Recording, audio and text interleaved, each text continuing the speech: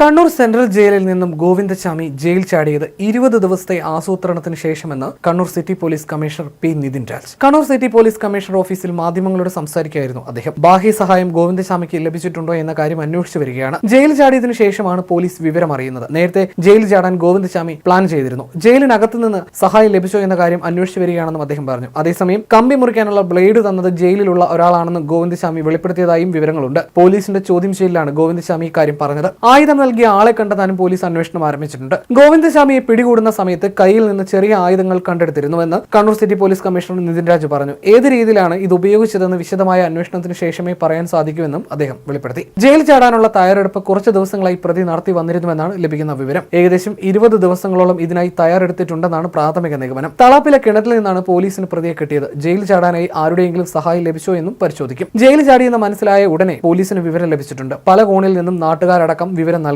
ഇതെല്ലാം പോലീസ് പരിശോധിച്ചിരുന്നു. ഗോവിന്ദചാമിയെക്കുറിച്ച് കൃത്യമായ വിവരം തന്ന 3-4 പേരുണ്ട്. അവരെയും പോലീസ് അഭിനന്ദിക്കുന്നു. കൂടാതെ ഈ സംഭവത്തിൽ സാമൂഹ്യ ജാഗ്രത പുലർത്തിയ മാധ്യമങ്ങൾക്കും നാട്ടുകാർക്കും നന്ദി പറയുന്നുവെന്നും സിറ്റി പോലീസ് കമ്മീഷണർ പറഞ്ഞു.